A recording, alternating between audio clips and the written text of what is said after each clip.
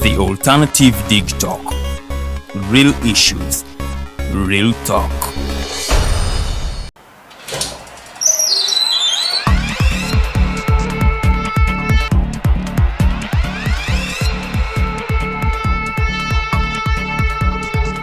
You have got to get up pretty early to go do something.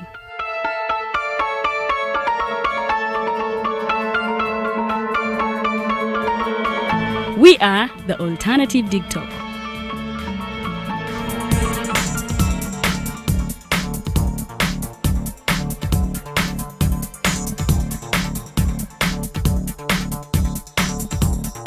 With our mobile studios, we are redefining TV presentation just as technology is setting the pace.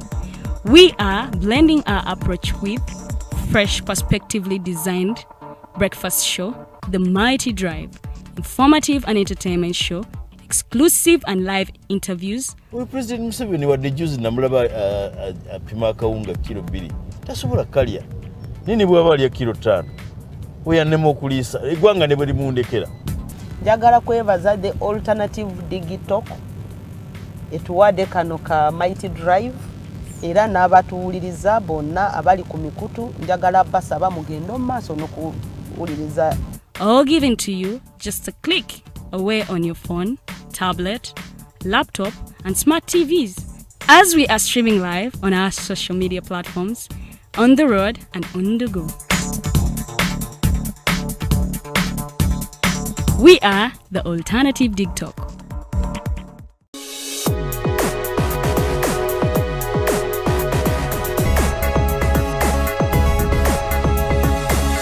The Alternative Digitalk. Real issues, real talk.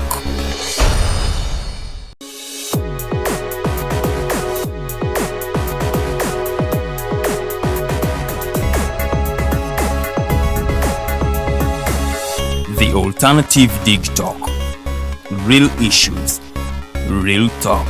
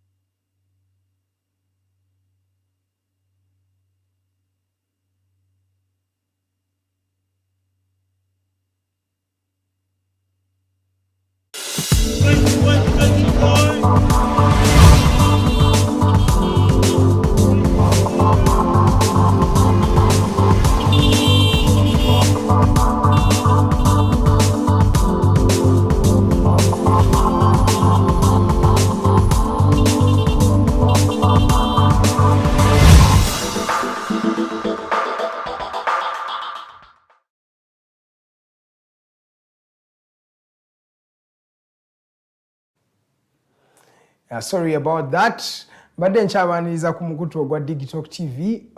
Wano it's an online platform gwa inabagamba, and we are redefining the social media narrative in this country. Fe tuli mukutu ogubera ku social media yamwe Facebook ne YouTube wotula nofuna amawulire amakenkufu amasunsule atenga gesigika. Amanyanze Edgar Matthew Karohanga ndi muna mawulire wano ku Digitalk TV era ndi omu kubaweereza abamu kifo kino.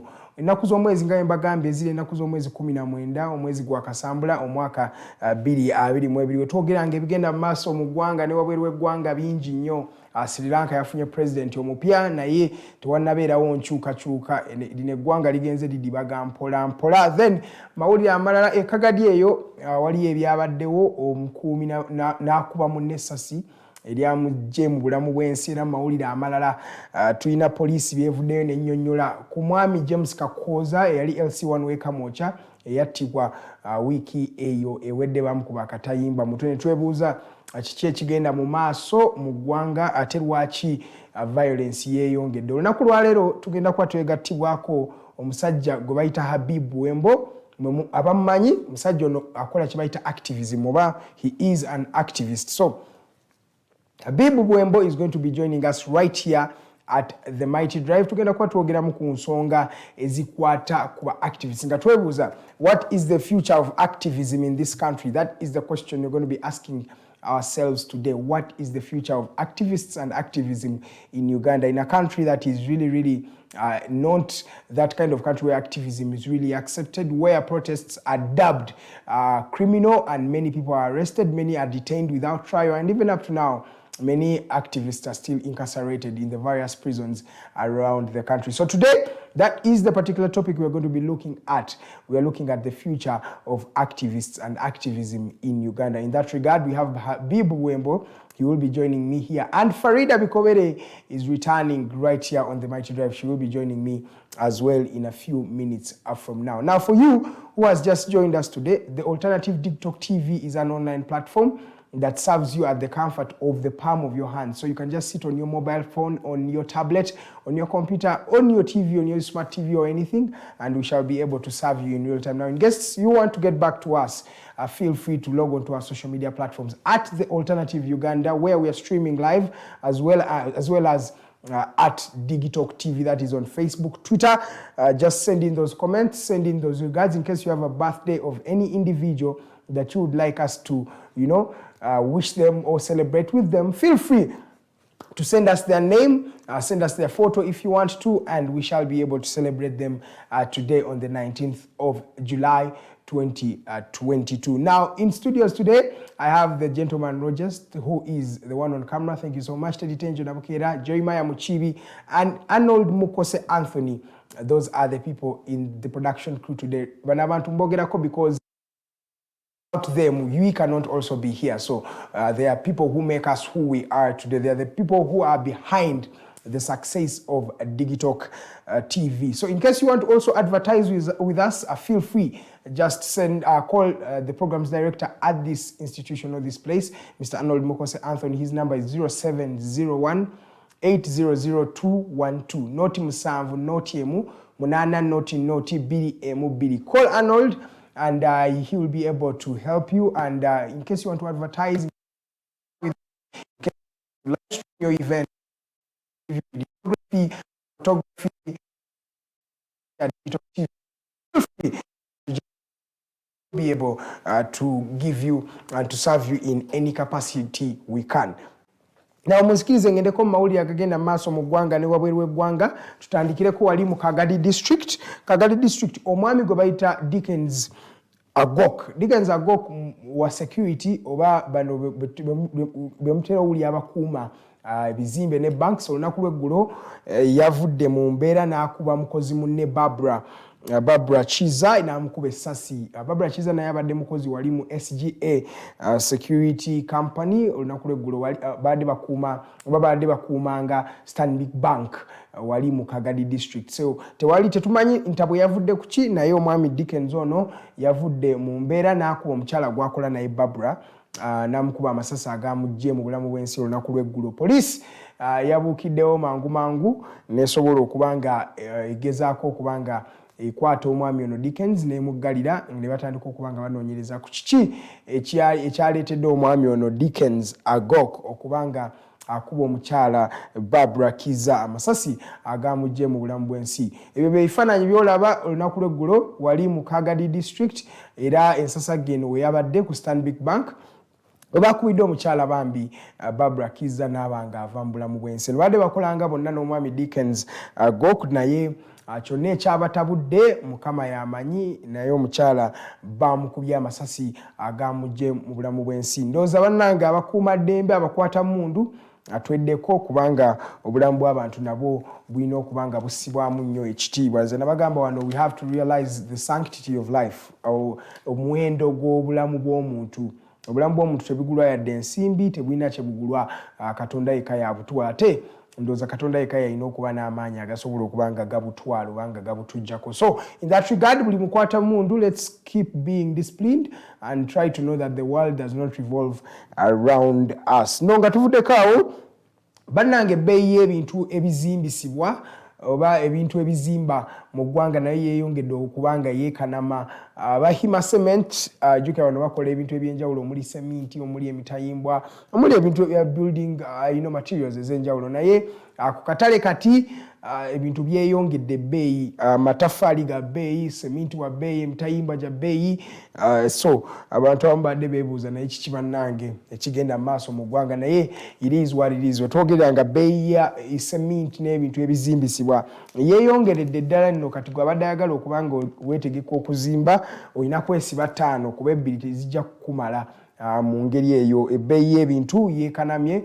okujjako kitwebuuza abakulembeze baffe banaatukolerako ki balowooza ki ku mbeera eno egenda mu maaso mu ggwanga because kati buli kimu kyekanamye okutandikira ku mafuta era in fact that is the main reason gye baawadde nga bagamba amafuta geekanamye so kireeta kyongeza nnyo the cost of production the cost of transport the cost of capital at the end of the day kiba kirina okureflecting eri ababusinessmen ab'enjawulo so abakola ebizimbisibwa abakola tiles abakola emitayimbwa abakola cement n'ebintu ebyenjawulo baafulumye olunaku lw'eggulo ne bagamba nti yebbeeyi banatusonyiwa naye tebagenda gikendeeza yeegenda sigala ng'eri bwetyo kubanga nabo ekigenda mu maaso mu ggwanga ne wabweru w'eggwanga nabo kiba affectinga mu ngeri eyo so gwali mukunda bulunaku olwaleero ng'obadde olina ekizimbe ky'opulaninga okutandika okuzimba weetegeke weesibe 5 nga bwe mbagambye kuba woneesibe 2 tezigenda kumala ennaku zino ebintu byonna bya buseere okutandikira ku mmere okutandikira ku transport y'amafuta kati bibino n'ebizimbisibwa beeyongedde kwegamba tuli awo mnadde nsomako story wali mu ggwanga erya Sierra Leone abasajja abo bakendezezza ku ssente zaabwe baggyeko ziro ezimu ku ssente zaabwe so baprintinze ssente empya okubanga balwanisa inflation eno webabeeredde awo ennaku eziwedde emabega lita emu ey'amafuta mu ggwanga erya Sierra Leone ebadde egulwa omutwalo gumu n'ekitundu ogwa lions kubanga abasajja bano bakozesa sente ze bayita lions abadde bazigulanga omutwalo gumu n'ekitundu obalamu gumu kitundu ebanga dola emu mu cents 68 oba kyosobola ogamba 15 ezawano beekalakaasizza gavumenti yo yalabye ng'ekyamagezi ekyokukola kwe kujjako zeros 2 ku buli akapapula k'ensimbi ke balina so obadde n'emitwalo 2 wano nibajjako 0 osigaza shillings 20 so Sierra Leone ekyo kye yakoze okubanga egezaako okulwanyisa crisis wetwogerera nga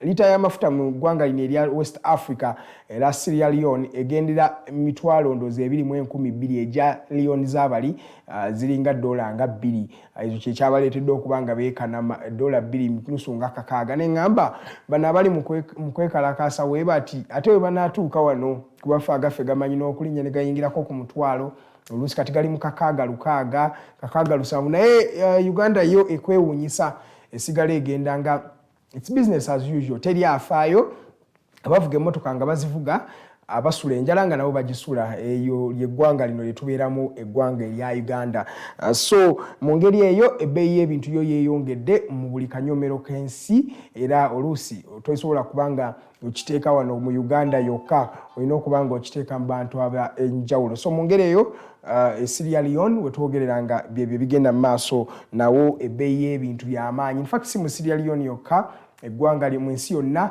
abantu bagamba mbuno byava ku lutalo olwa Ukraine ne Russia ate ne bagamba ne some of the effects of the post COVID-19 era nti COVID we yaggwawo ebintu bibadde bitandise okubanga byekwatamu mpola mpola eddakiika ziri 15 zezakayita ku ssaawa emu ey'okumakya amanya za Edgar Matthew Karuhanga okubanga nkuweereza now poliisi yavuddeyo ng'eyita mu mwogezi waayo omwami Fred Enanga n'ekakasa nti n'abantu 15 be baakwatiddwa because of omwana eyattiddwa wali Makerere omwana bewatu yattibwa olunaku lwali lwa Friday week eyo ewedde omwami no yafumitibwa ekiso kyamujja mu bulamu bw'ensi so abantu 15 poliisi egambye ebagombyemu obwala nga bagenda kubanga babinyumya babuulire kiki ekyagenda maaso ku lunaku olwo omwana oyo lwe yafa omwana ono yali second year student mu ssettendekero wa Uganda Christian University UCU wali emukono yali agenzeko Makerere mu kalulu akaali kagenda maaso bagamba nti nno enjawukana zaava ku bawagizi ba NUP n'abawagizi ba FDC okubanga beegombamu obwala ne bagezaako okubanga balwana era omwana ono yali Saalumanya ye yafumitibwa ekiso ekyamujja mu bulamu bw'ensi. Poliisi yeegambye abantu 15 be bakwatiddwa mu ngeri eyo okubanga bagezaako okuyamba poliisi okubanga enoonyereza ku nsonga zino. Mu bantu abo mwe muli n'omwami Frank Kabuye, ono nno ye member of parliament oba MP wa Kasanda South, era naye yakwatiddwa mu abo abakwatiddwa nga bagamba y'omu ku baali ba ring leaders. Nawuliddeko amawulire agagamba mbu Julius Kateregga ono nno ye LC5 w'Ekawempe ate mwami na NUP ate yaliko guild president wa Makerere University, naye bagamba nti no poliisi emunoonya nti alina okuba nga yabaddeko n'omukono mu bintu ebyagenze mu maaso wali ku ssettendekero w'e Makerere University. Era twongera okuyisa omulanga nga tugamba amasitendekero ag'enjawulo bannange twefuge tulekeraawo okubanga tuzanyisa obulamu bw'abantu mu bintu ebitinga eby'obululu. Obululu buggwawo naye ffe tusigalawo. So at the end of the day tutandika okubanga twefuga mu ngeri eyo yo poliisi abantu 15 bagombyemu obwala batandika okubinyumya bababuulire engeri ekyaliwo kyabawo kitya ate tunakitereeza tutya mu ngeri eyo. Ndowooza tuddukekaawo tugendeko wali mu parliament. Ababaka ab'enjawulo balaze obutali bumativu bwabwe eri gavumenti era eri abantu ab'enjawulo abavunaanyizibwa most especially ba RDC ne RCC. Bagamba nti ba RCC ne ba RDC bano omulimu gwabwe ogw'okubanga baregisteringa ba boda tebagukoze bulungi, batandise okubanga ba involvinga security operatives, era nga badde bagamba nti okusosolamu kw'amaanyi mu baboda ki abali registered nabe batagenda ku registeringa, nti bangi babasindisa eri nga tebabaregisteringa, basooka registeringa ba informant baabo babambega baabo abavuga zi boda zino. So ekyo kyekireetedde akavuyo wali ku parliament aba MPs ab'enjawulo ne bagamba tebagenda kubanga bakkiriza kino. Ye RCC Burorwa oyo RCC Werubaga yavuddeyo n'akakasa nti nno bino ebintu bijweteke era si bituufu, n'akakasa eggwanga n'agaba ababaka ebintu bye boogera bali mu kubyeyiiza. Naye ate mwattu gwe abadde mu Uganda wano okumala akaseera akawanvu omanyi nti nno ebintu bingi ebigenda mu maaso ate bantu bangi abeewakana oluusi babeera nno batuufu oluusi baba si batuufu. So ffe tetusobola kubanga twefuula bakamala byonna tugambe nti nno bano be batuufu oba si be batuufu, naye yo ba parliamentarians bagamba nti bo amawulire ge bafuna nti mu kuregisteringa ababodaboda bano mulimu okususula kungi, batembeeta bana aba informers baabo babambega baabo abeera mu babodaboda be basinga okubanga batembeeta mu ngeri eyo. So basaba nti kino ekintu kitereezebwe. Wadde ye RCC Burorwa yagamba mbu nno bino ebintu si bituufu. Why RCC Burorwa naffe katumweko ka benefit of doubt. Edakika ndaba nyineemu Moses Atan ono nno FDC FDC candidate wali mu Soroti East constituency elections ezigenda maaso, by election egenda maaso. Olunaku lw'eggulo yasunsuddwa omwami Moses Atan owa Forum for Democratic Change. Njagala okutwala n'akakisa kano okubanga mbeetondera wiiki eyo ewedde nabagamba nti Patrick Amoria Toboy ye yali yeesimbyewo yali miscommunication munansonyiwira ddala amawulire gaali geetabiseemu, era ntwala akakisa kano okugamba apologies for giving you that wrong statement. Amawulire amatuufu FDC yafrontinze candidate oyo gwe mulabye bamuyita Moses Atan, ono nno ye yeesimbyewo kubanga twala entebe ya Soroti East constituency. Olunaku lw'eggulo ye yasunsuddwa era yakakasizza banna FDC nti naakomawo agenda kubanga awangula ekifo kino. Yagamba mbu nno yadde yakiwangudde dda wadde kooti yamuzannyiddeko mpolampola naye yasobodde okubanga akimaliriza mu ngeri eyo. So tulinze tulabe akalulu kano kanaaba kagenda katya, we kanaaba kawedde nja kuba mbabuulira. Wetufulumako wabweru w'eggwanga mu ddakiika emu, Sri Lanka yafunye president omupya, yabadde vice president w'omwami ono Rajapaksa eyagibwako wiiki eyo ewedde no in fact okuva omwaka ogwedde abantu beekalakaasa, naye ya resigns officially wiiki eyo ewedde omwami Rajapaksa. Kati yadde omumyuka we Ranil Wickremesinghe, basajja bano balina amanya, Ranil Wickremesinghe kati nno ye president omujja, wadde n'abantu bangi ate bali mu kumukkiririzaamu bulungi bagamba nti omwami ono yali akwatagana bulungi ne Rajapaksa, era nga bagamba emisango Rajapaksa gye yazza n'omwami ono yali asirise oba yalinamu omukono because oli wabeera vice president era naawe obeera olinamu omukono ebyo ebintu tusiba tubyogerako wano nti mujjukira wali omwami Cyril Ramaphosa president w'eggwanga lino South Africa kati yali vice president wa Jacob Zuma abantu nga bagamba naye Jacob Zuma waba naye yali enguzi naawe Cyril Ramaphosa olina okubanga wagirya kyekimu wano ne mu Zimbabwe omwami Emerson Mnangagwa yali vice president wa Robert Mugabe era naye ye yakomawo nga Robert Mugabe ekintu kimaze omutuulako in fact ne Joao Morenko mu ggwanga lino erya Angola kumpi naye kyekimu kwegamba bano wa vice president oluusi era nabo tulina baba balina okubeera held accountable because you are seeing your leader doing something wrong and you are part of them and you are part of his advisory committee. In fact, you are their vice president. That means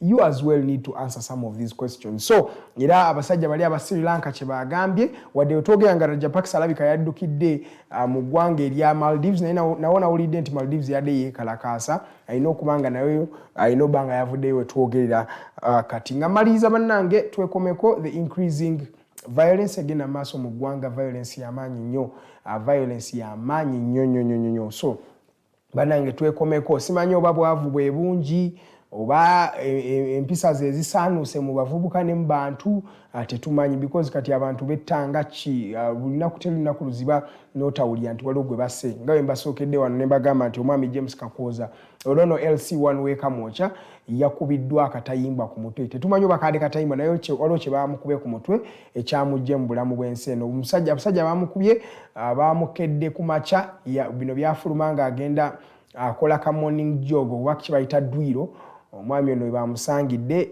ne bamukuba nga nno omanyi bamusibako gwakubanga abadde w'amaanyi nnyo bamusaale nnyo mu kulwanisa criminality mu kifo kino ekyekamwoca so abadde bamulanga obubi be bamulumbye musajja wattu ne bamutta ate nga mujjuka makerere ebyaliwo bannange ebintu bingi ebigenda maaso mu ggwanga stress tugikendeezeeko yambako munno ne oba tomuyambye at least ko sekako osanga omuntu sekako waliwo abaana be nalaba abavubuka nga bo bagufudde mugano nga batambula ku street z'e Kampala nga bwe bakusanga bakuziniramuko mpolampola they dance for you then they were making sure nti bakusanyusa nga bagamba a lot of tensions are high and bagala bagezeeko okubanga abantu babalagirira nga sebintu ebityo atomanya binayambako okubanga bikendeeza ku bice ebigenda mu maaso mu ggwanga osanga tunaabanga twekomako mpolampola wali ne wano tulabe engeri gye tusobola okubanga tukyusaamu eggwanga lyaffe amanya nze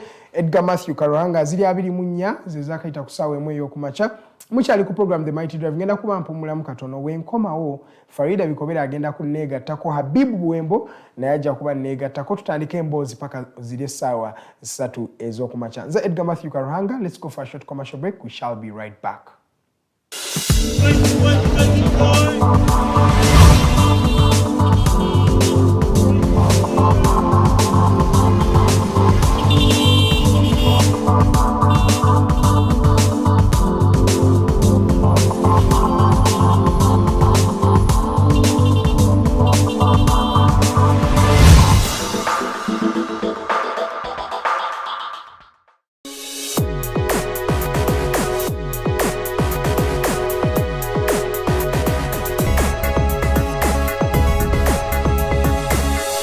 Alternative Digitalk. Real issues, real talk.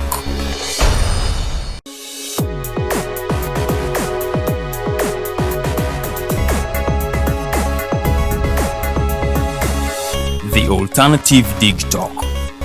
Real issues, real talk.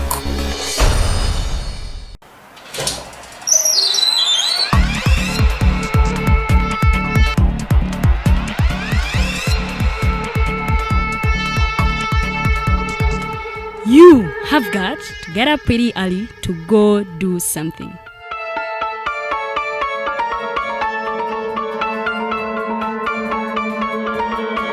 We are the Alternative Digitalk.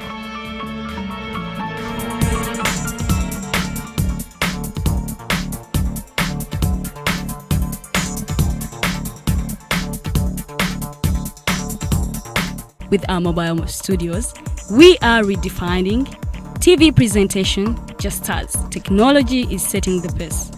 We are blending our approach with fresh, perspectively designed breakfast show, The Mighty Drive, informative and entertainment show, exclusive and live interviews. We President Museveni wadde juzi namulaba apima akawunga kilo 2 tasobola kalya nini bwaba alya kilo 5 weyannema okuliisa eggwanga ne bwe limundekera. Njagala kwebaza the alternative Digitalk etuwadde kano ka Mighty Drive era n'abatuwuliriza bonna abali ku mikutu njagala basaba mugendo mu maaso n'okuwuliriza. All given to you just a click away on your phone, tablet, laptop, and smart TVs. As we are streaming live on our social media platforms, on the road and on the go. We are the alternative Digitalk.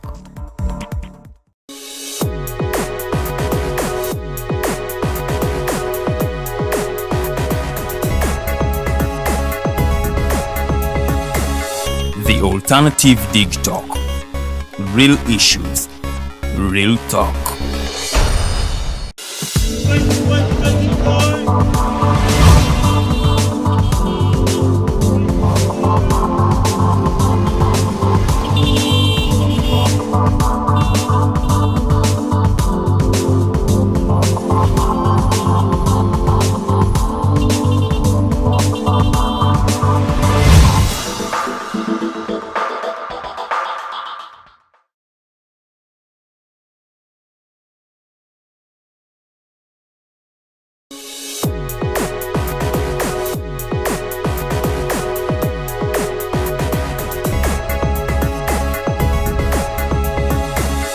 The alternative Digitalk.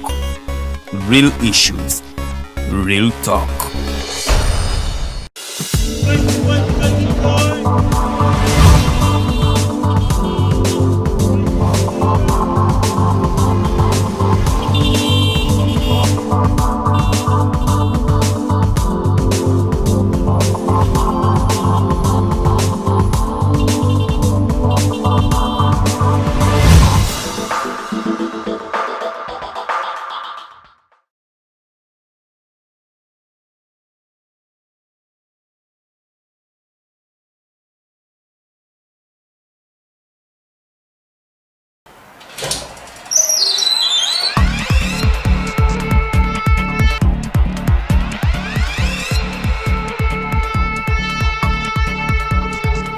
You have got to get up pretty early to go do something.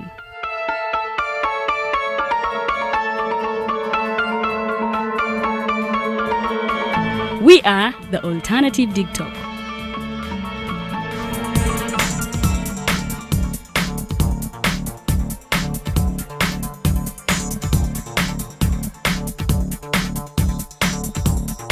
With our mobile studios, we are redefining TV presentation just as technology is setting the pace.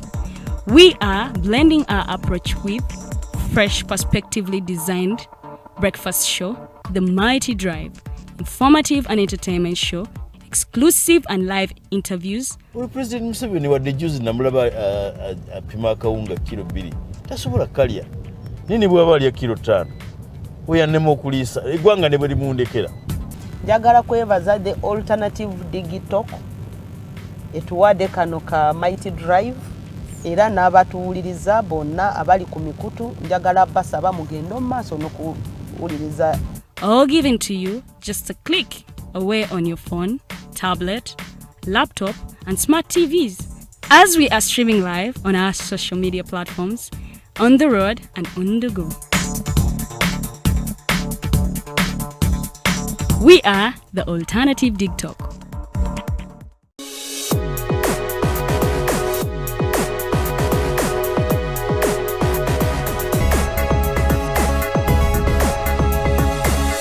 The alternative Digitalk. Real issues, real talk.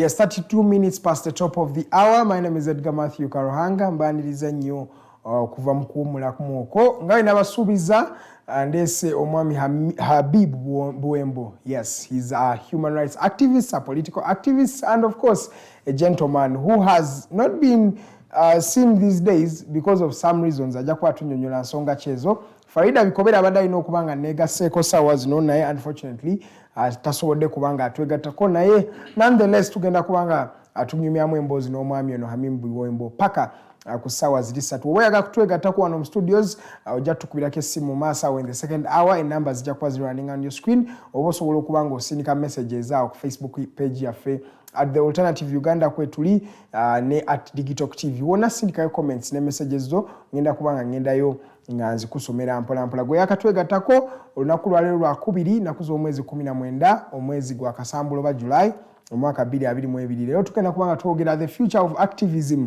in this country. Naku zino the increasing shrinking space of activists mu ggwanga. Buli activist yavaayo n'ayogera oyo taddamu kubanga ayogera oluusi bamugula bwe bate bakuguze ate nga bakuyisa mu mbeera eyo gy'otagenda kwerabira. On activist gwe tulina leero mu studio abadde mabega w'emitayimbwa okusinga for more than 4 months okumala emyezi egisukka 4 abadde ali behind bars. So tugenda kwebuuza mwami muno abadde akikola atya, kibadde kitya, biki ebyamusibya ate yalowooza activism mu ggwanga lino anaatereera atya. Twegatteko sharing a feed eno sharingira abantu ab'enjawulo mu groups ez'enjawulo ku Facebook tube nga tunyumyamu mpola mpola. Era gwe ayagala nga ewedde wali ku YouTube tujja kuba tugiteekayo nga tulaba engeri gye tuba tugenda mu maaso. Habib Buwembo, kwaniriza muganda wange. Nange ndi musanyufu nnyo okubanga mundowoozezzaako ne mundeeta ku mpewo za Digitalk.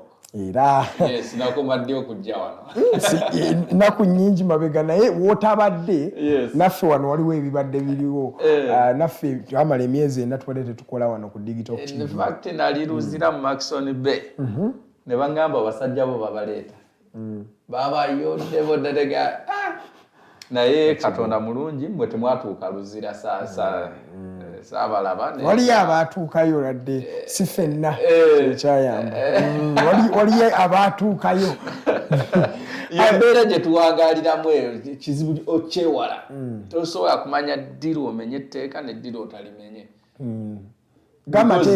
amateeka gavumenti n'abagiweereza bandibadde mmwe nga babawa birabo nakubasiima olwa contribution gye mukola mu kuzimba eggwanga because every morning you are here educating informing entertaining Ugandans.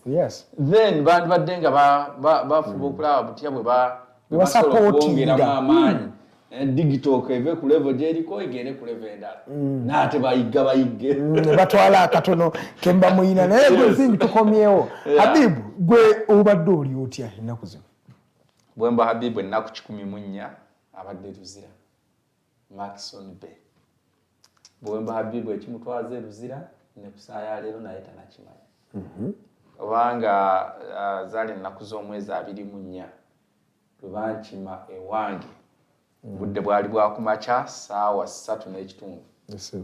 Nali nfuluma ewaka nga ndi kasimu njogerezegana ne brother wange ngenda okulaba nga abasajja bansazeeko baali bambadde engoye nga z'oyambadde kyentegeeza nga teziraga nti oba ono wa poliisi oba ono wa magye oba wa prison oba waki nga bali mu civilian attires.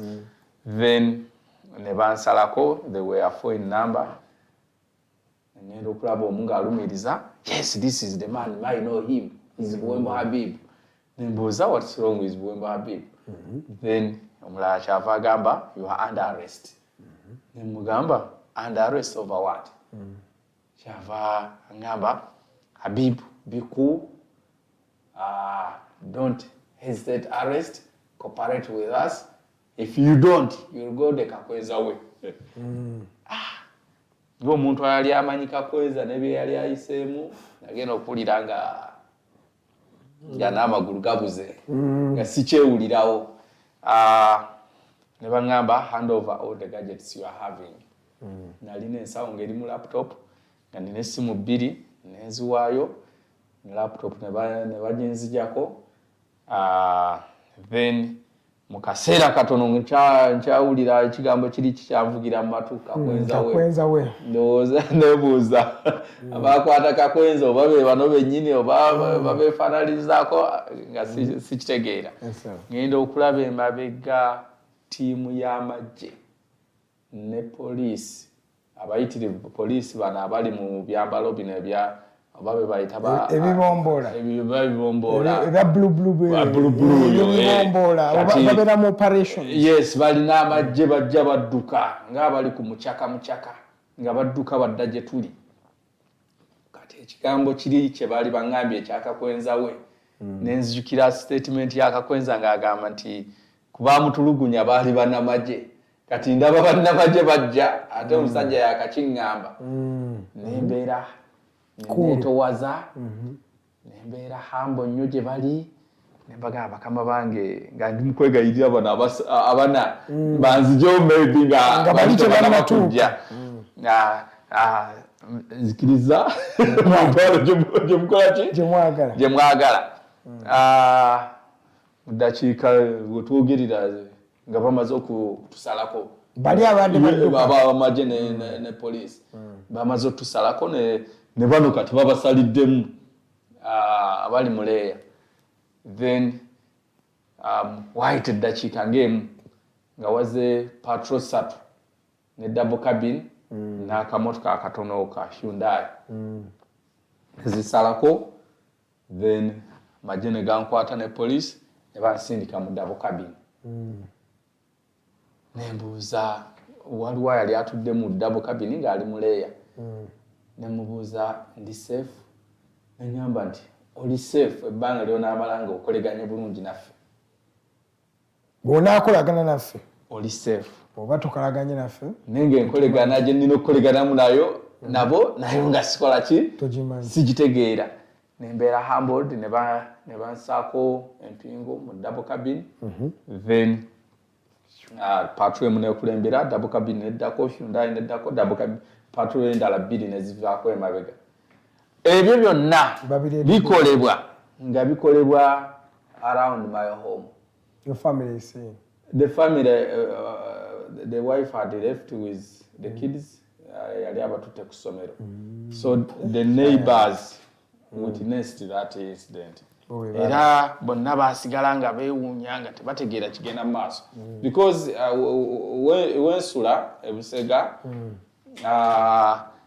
tewali nnyo business zoga nti oba gano maduuka oba zino stage za boda it is a residential, pure residential area kati abantu bonna baavaayo ne batandika okwetegereza ki ekigenda mu maaso era report gye baawa abantu bange family members bawaga nti Habib Buwembo tetumanyi ki kimutwazizza n'entwala gye bamututtemu temumusuubira kuddamu kulabika no okusinziira ne stories ezaali mu ggwanga by then bw'otunuulira story ya Alan Sewanyana ne munne Segirinya bw'otunuulira ebyali byakabeerawo ebyakakweza ne nga byeraliikiriza but however bavuga mukunvuga nalowooza oba bantwala Nateere ku police station kubanga we wali okumpi we twatuuka Nateete speed eyaliwo n'obugombo buvuga nga bampisaawo nenge byonna bikimye civilian omu atalina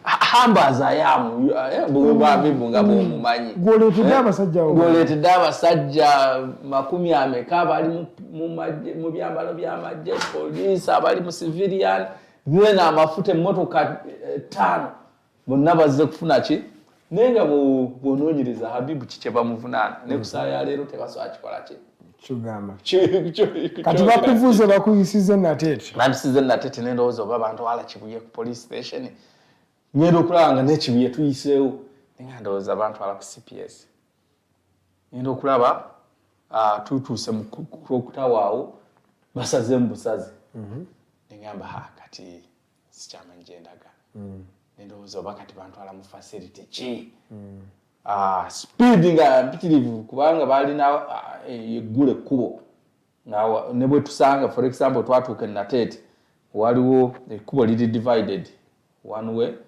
naye side gye twalina okuyita waliwo motoka nnyingi ne bayita mu one way side eno era abantu basigala nga basabadde nga beebuuza oba ki ekigenda mu maaso ngenda okulaba nga bambusa ekibuli ne bantwala ku CID headquarter ekibuli tutuuka ekibuli twasanga tiimu y'aba directors nga bakulembeddwa atwine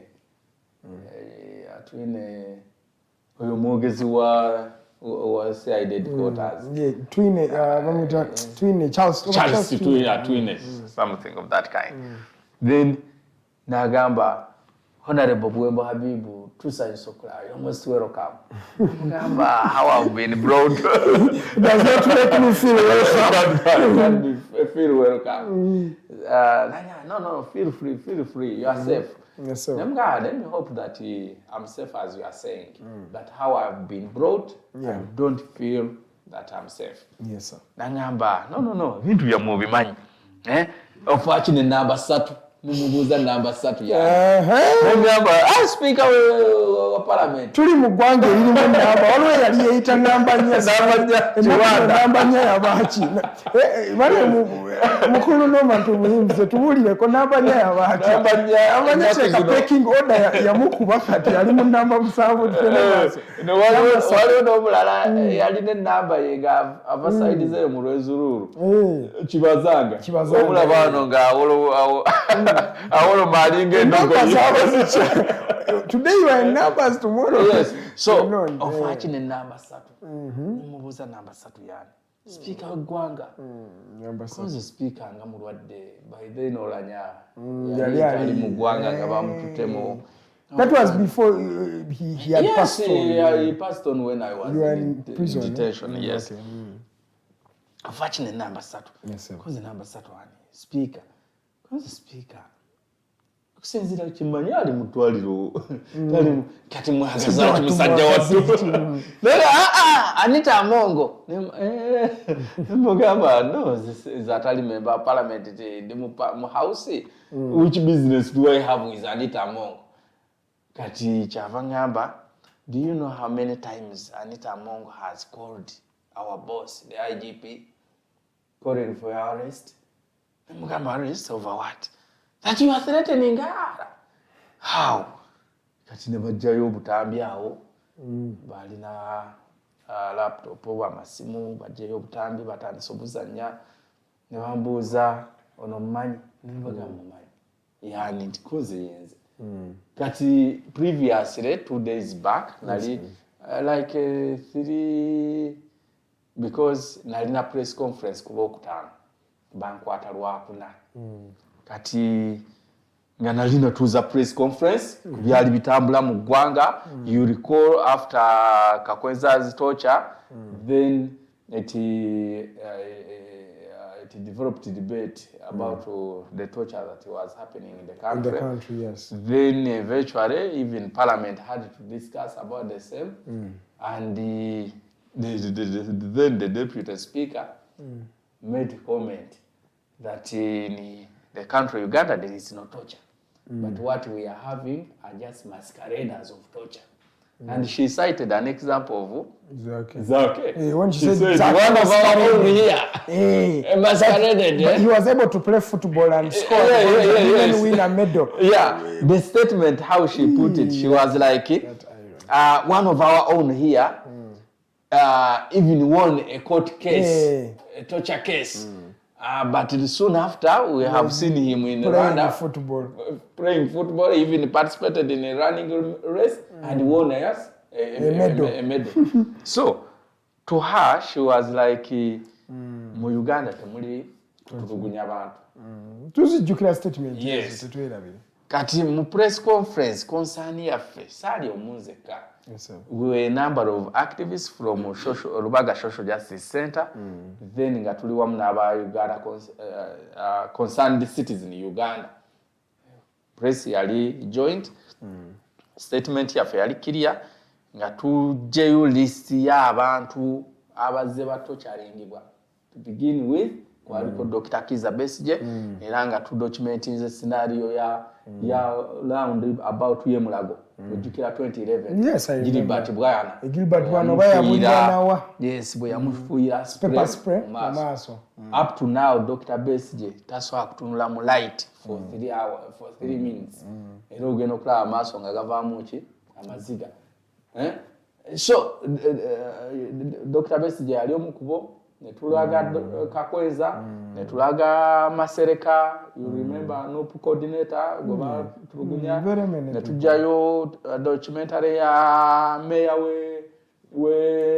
wa Ulengo is it Lengo no ono goba tunula mama vivi wakubende mubende Lengo somewhere there I'm forgetting the place as well. Yes, eventually he died because of the torture that happened on him. So the different scenarios y'abantu abenjawulo Ingrid bamunyiga amabere n'ebirala bingi mwaru abakyagulanyi yes kakati netugamba nti nno ye Anitah Among bw'abanga atunuulidde zaake yekka kati ayite ne mu scenario z'abano aveeyo ne comment endala ekakasa nti Uganda mulimu ekitulugunya abantu. Because a statement like that coming from the Deputy Speaker of Parliament is really big. By then she was the Speaker because then the Speaker was not there. Wasn't there. Because we get into which too. Yes. Chiba chamanyi. Atenga mind you Parliament eweebwa omulimu gwa oversight role. Paying oversight to ku institutions ezenjawulo. Allegations that torture ziri around military and police. Yes. And these other investigative institutions. Forces. ISO, those things. Kakati Parliament wali tugisuubiramu okuvaayo n'eddoboozi ery'amaanyi okuyingira mu institutions zino effete. If there are individuals in the army who are torturing Ugandans, then we know that an individual A, B, C, D beba torturing Uganda. Era baveyo n'ekikolwa si kwogera bwogezi nti gundi ne gundi beba kikoze. Bw'abanga muhoozi commander wa land forces tulabe nga bali recommending nti muhoozi ateekebwe agobwe mu magye kubanga ebikolwa byakola tebikwatagana na discipline y'amagye. So tetwandyagadde kulaba bulabi speaker nga naye ali awo akudaalira nakwongera kutacyalinga abo abatocyalingiddwa because you know kubasekeeterera torture eri mu formats za njawulo oyinza okukozinga physical torture muntu n'omukuba oluyi n'omumenya omukono bano then waliwo ne psychological torture nti if you mock a victim of torture you are psychologically torturing them. Not only victims of torture but also their relatives because embeera ab'enganda zaffe ze bayitamu naffe nga tuyise mu bizibu ebyo bye batutuusaako ate bo zibanyiga nnyo n'okusinga ffe abaki. There are Ugandans who have been tortured to an extent that they cannot help themselves. Ne bw'aba ng'ayagala kugenda manju he has to be supported by someone. Just imagine a person of the age of Buwembo Habib nga maama wo oba mwannyoko oba muganda wo nga yalina okukwatirira akutwala emanju kati atandika okugjamu engoye osobole okutuula ku kabuyonjo. Omuntu oyo akuyamba naye partner abeera traumatized. Yes. So kati bw'ovaayo n'otandika okudaala ekikolwa ekyo twavaayo ne tukivumirira ne tugamba ne tusetting ultimatum of 7 days ne tugamba waliwo n'atugambye Makanga Alex agambye gw'ogamba yali weekamwenge. Yes, yes, Comrade Makanga Alex. Thank you so much. Thank you. Ye chairman wa Concerned Citizen in Uganda. In a press conference it was jointly held between concerned citizen in Uganda and the Rubaga Social Justice Center. Mayor So he was part of and by the to add on, the mayor coming here was NRM. So torture is not directed to only the Buwembos of this world and the Normans of this world. No. Even amongst people within the NRM, the same political entity, they have been tortured. They are being tortured. Continue, sir. Yes, so kati mumbere efaanagana ko bwetyo tusetinga ultimatum ya nnaku 7 aveeyo 1 yetondere bannayuganda abatulugunyiziddwa the victims of torture. 2 ayetondere ba relatives ba victims of torture. 3 yetondere bannayuganda bonna bakamabe. We are the bosses to her. Those people, when they are in their seats, they want to pretend as if they are our bosses. Ugandans don't know their power. Sometimes Ugandans don't know that they are the ones yes, who pay. Then the few of us who know our power. Because it's me who pays the taxes. Yes. Which taxes that pay? Her salary. And buy high. So, where whatever they have new Benz. Even kati ali mu plotting ayagala kyonyidoza. Aliko bikubuze police eberetya na helicopter nga parliament erina helicopter. So njagala kutegeeza nti we are the bosses. Kati ng'alina okuvaayo yetondere baki bakamabe abanyiivu abatali bamativu ne comments ze yali akoze ki yali akoze munnange byebifaananyi ebyo bye bandeetere bya press conference nga tusetinga ultimatum yabagamba guno gwe tukutaddeko ne mbabuuza oyo ye Buwembo Habib yensi kennyini ne baddamu ne baba playing ne baŋŋamba bino ebigambo gwe abyogera koze era nammwe mubiraba nze nabyogera era mbi owuninga I do not in any way distance myself from those statements because I uttered them out. Yes, and I believe in them. And I'm calling for an apology from the person of Anita. Why? Her statement is a mockery to the victims of torture. And mockery is also a form of torture. So she has to come out and apologize. Nembuza director twine nemubuza how is it illegal uttering those statements. Kibichi okugamba omuntu yetondere okusekerera kubanga bobeera nga otutte ku CID headquarters. CID headquarters tontutte ku police oba natete police station oba Kibuye oba wa mba nsuubira abasajja abakugu abatudde wali nga buli kye bakola bakikolera mu mateeka. How is it illegal, Buwembo Habib holding a press conference to address himself about the national matters of national importance? To give his standard opinion. Ero muletere amajene police bamunone waka ojjo mulago obutambi.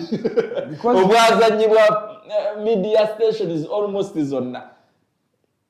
Nemugamba oyo yenze. Era se distancinga nabyogeddwa.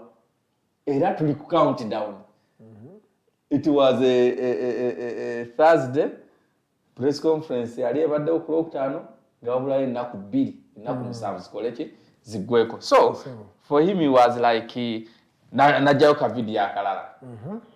Kaalimu abavubuka nga bagenze ewa speaker ku makage ne basulayo emiggo gy'abalema ku gate.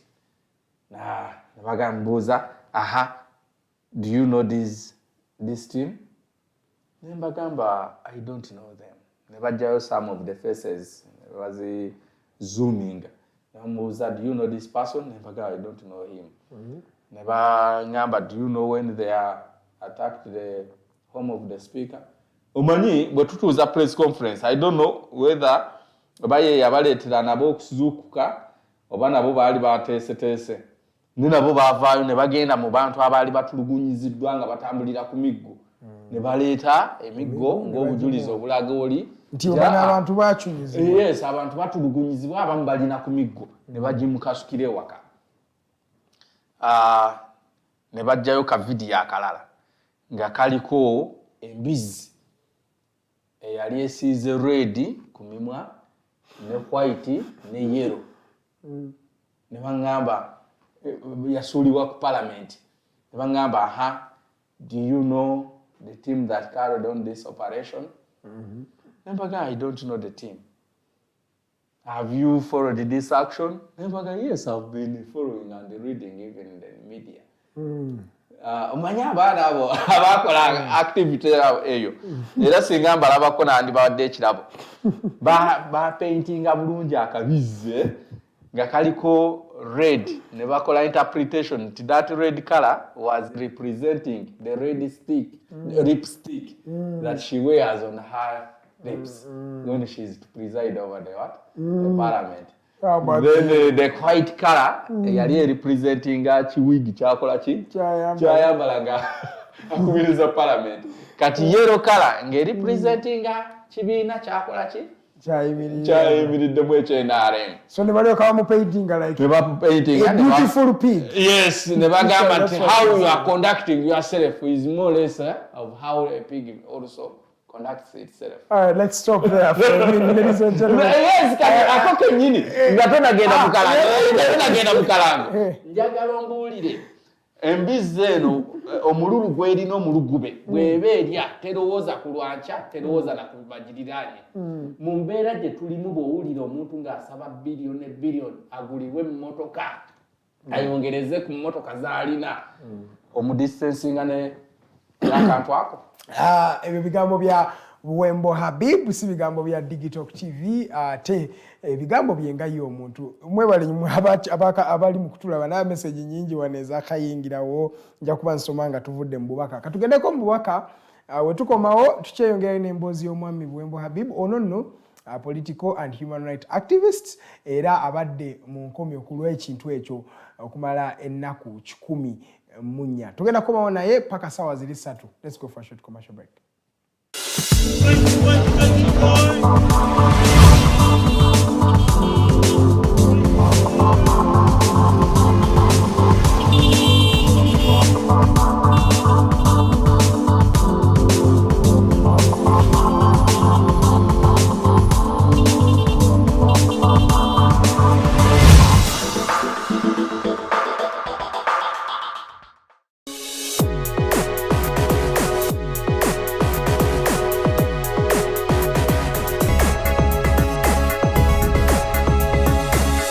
The Alternative Digitalk. Real issues, real talk.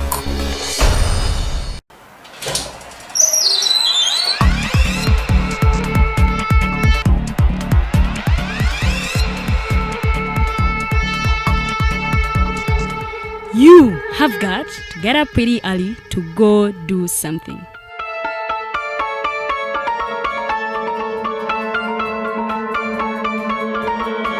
We are the Alternative Digitalk.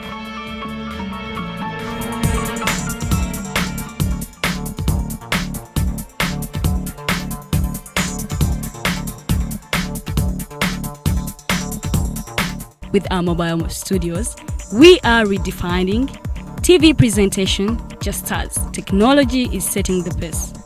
We are blending our approach with fresh, perspectively designed breakfast show, The Mighty Drive, informative and entertainment show, exclusive and live interviews. President Museveni wadde juzi namulaba apima akawunga kilo 2 tasobola kalya nini bwaba alya kilo 5 oyannema okuliisa eggwanga ne bwe limundekera. Njagala kwebaza the Alternative Digitalk etuwadde kano ka Mighty Drive era n'abatuwuliriza bonna abali ku mikutu njagala basaba mugendo maaso n'okuwuliriza. All given to you just a click away on your phone, tablet, laptop, and smart TVs. As we are streaming live on our social media platforms, on the road and on the go. We are the Alternative Digitalk.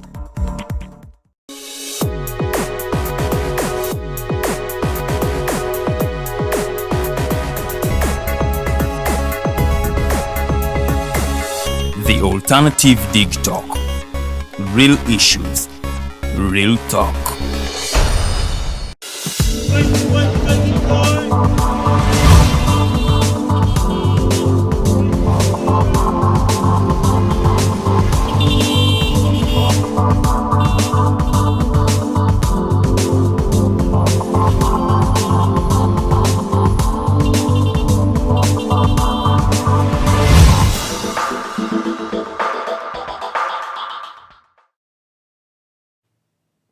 Welcome back from that short commercial break. My name is Edgar Matthew Karuhanga, excuse me. And I am still with a gentleman who is a political activist from, Rubaga. His name is Buwembo Habib. Buwembo Habib has been incarcerated for close to more than 100 days, and he was detained because of some political assertions he made to the then Deputy Speaker of Parliament, who is now the Speaker of the August House, that is Anitah Among. Now, he was reiterating the statements that were made by this particular lady in accordance to one of the legislators, Mr. Francis Zake, as you know, his winning of a gold medal, in assertion saying that he shouldn't be, he wasn't actually tortured, because if he were tortured, he wouldn't be winning such medals in that regard. Now, this was dubbed satirical from the gentleman Buwembo Habib, who set out a press conference and reiterated the fact that this was wrong, and the then Deputy Speaker of Parliament had to apologize for her actions. In that regard, the gentleman was picked up from his home in Busega and driven up to Kibuye, where he was questioned by the various people, or the various security operatives, saying that he was maybe part of the team that even threw sticks at the home of lame sticks at the home of the Speaker of Parliament. He has been there, and now he's back. He has started from where he stopped, and he says that this was wrong, and he's reiterating it even on the show today. Now, feel free to join the conversation at Digitalk TV, that is on Facebook, at The Alternative Uganda, also on Facebook. I'll be reading some of your messages because I'm seeing many of them coming through in that regard. You can also call in live. The number is 0789 017 145. You'll be seeing it on your screen. You can call us, and we shall be able to pick you up and listen to you and tell us whatever you want us to know in that regard. This is the Mighty Drive Show. My name is Edgar Matthew Karuhanga. Mr. Buwembo. Kulikayo kuva mukuumulamu okwo kubanga obadde osumuludde. Buwembo tugende koko mu time yo bamaze okujja waawo tebanazijjawo tukyali mu gye bayita what they call interrogation. So they were like Habib, according to the information we are having, yes, you are the commander of both teams. The team that threw those creatures to the home of the Speaker, and then a team that threw a pig at the gates of the that had lipstick of Parliament. Yeah. So I was like, no, I'm not their commander. I didn't even know about the operations. Yes, sir. Though I maintained, I support their what actions. They did. Yes. If I knew about them before they acted, still I would have supported them in any kind of, in any sort of, with any sort of support. So, ekyo kyayongera okunyiza abakulu. Era ne baga nti ekitegeeza ne bwe twandibadde nga tetukuleese wano wandibadde owagira ebigenda mu maaso. Tuwezi sikuwagira buwagizi. I set an ultimatum of 7 days, and it is we are on countdown. So, if she doesn't come out to apologize, yes, you just wait. Don't think that we just say for the sake of saying. You know, there is something some Ugandans don't know. This activism we don't do out of law. We are doing it within the law. It is my right. Yes, I have a right, one, to express my feelings. I have a right to speak. I have a right also,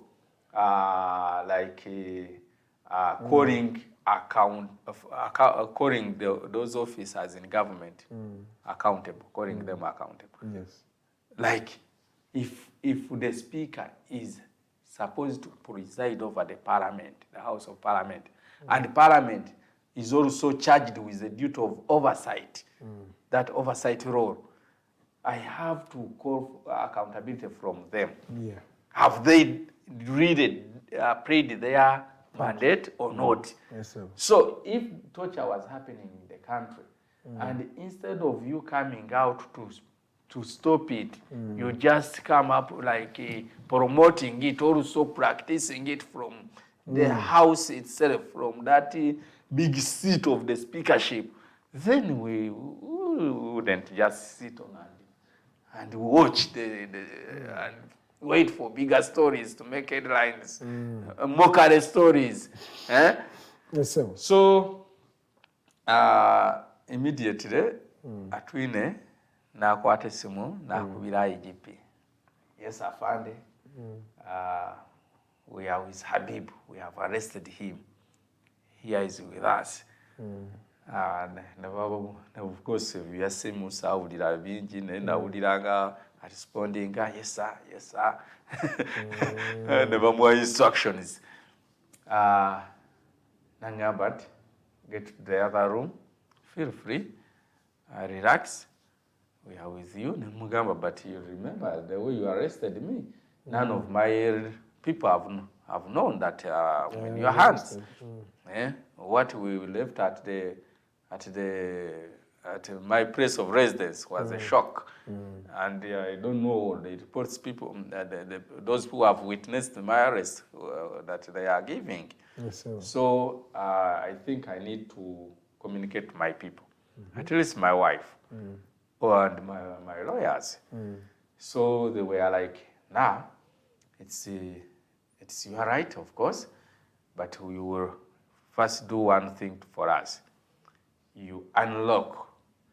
In fact, you remove that pin, locking pin in your phone, so that we can access it. There are some information we need to access. Okay. So I was like, I can only do that in the presence of my lawyer. Because much as you have information you are interested in, but there are information which is of my private, of my privacy. So you cannot just access every information you want. So they were like, that is the condition for which we can give you the call, the phone to call. It was like, I cannot unlock my phone. I can only do that in the presence of my lawyers. For you, you cannot also call. So nezikiriziganya nakyo nezira mu room gye baali bantaddemu nembeeramu for like because I was arrested at around 9:30 kati saawa nga 8-9 ne basindika omu ku bantu bakozi baabwe ajja abuuze Habibu ekika ky'emmere ky'anaalya najja bansindise odalinga emmere n'ekyokunywa nemugamba genda obagambe ndeeta gye bandeeseemu wano sifiiringa safe era sisobola kulya akantu kaabwe wadde okunywa akantu kaabwe naki n'akamu naye nina abantu abasobola okundeetera emmere bo bwe baba nga bawulira nga bannumirirwa okuba nti sirina ke nnaalidde bampe essimu oba yange oba yaabwe nze njogere n'abantu bange bajja kundeetera ekyokulya. Naddayo ndowooza n'atuusa obubaka wayita eddakiika nga 3, one of the directors najja n'aŋŋamba, Habibu kati weerumye enjala singa otugidde mu password wani badde wakoze ki wayogedde dda n'abantu bo ne bakuleetera ekyokulya. Ne mugamba mbadde soba wenjogeredde statement nti ekyo nja kikola nga balooya bange bakola ki bali wano. So mpe essimu nze ngikozese nkubire looya wange bwajja wano najja ne mukyala wange nandeeteraako okulya ajja kuŋŋamba nti gibagiremu then muggyemu bye mwagala in his presence era nziremu ngiroking. Kati kyava agamba sajja gwe sajja beefudisi nosiyabonona ne defiance. Namugamba defiance, you see, you misinterpret it. Defiance literally means saying no to all rules and obeying all laws. Whatever you say that is under the law, we shall obey and we shall associate and cooperate. Then when you bring in rules like orders, from above. For us, we say no, and we resist.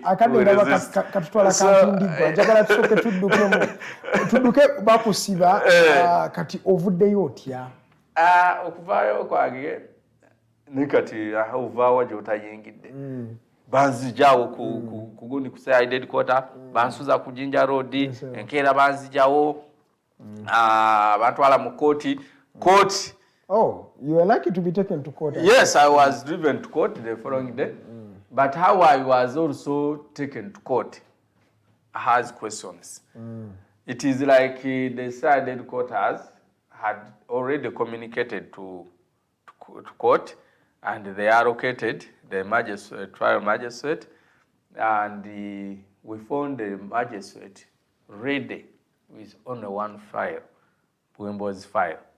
You know, normally when they take people to court, they first keep them in the court cells, then take some time, then they call them. In fact, those who take people to court, immediately they leave and leave other business to either prison officers and court officers. But in my case, the very people who took me, who drove me to court, are the very people who took me direct to attend to the magistrate. To the magistrate. Yes. Ekitatera kulabika, kitali kya bulijjo. Meaning that there was somehow they influenced whatever that transpired in that very court. You get my point? Mwalimu omukono gwabwe. So olwatuuka bwe nti banzija mu kamotoka nga bampisawo mpaka wa mulamuzi. Era omulamuzi twasanga naye yatudde dda. I wasn't allowed to communicate to my lawyers, not to my people, which implied that I had no right now to apply for bail, because you can only apply for bail when you have presented sureties. Yes. And you can't present sureties whom you have not communicated to. So, yembera gye bassaawo ne bantwala direct, omulamuzi n'asoma omusango n'angamba, therefore you have been remanded to Luzira for 3 weeks, max on bail. Omusango gwe baasoma wano mu interrogation ba interrogating around offensive communication. When natuuka mu kooti ne bansomera incitement to violence. Then ne bansindika eLuzira. Bwe nali ngenda mu bus, of course, one of the prison officers I are witnessing nambuuza endeeta gye bakuleseemu nga si y'abalala. Ne mugamba munnaye ebyange birimu omukono. Who is your complainer? Ne mugamba Anitah Among, nange but that led also. Now for her, she joined the politics fearing to be talked about. What is she looking for in the politics if she fears being talked about?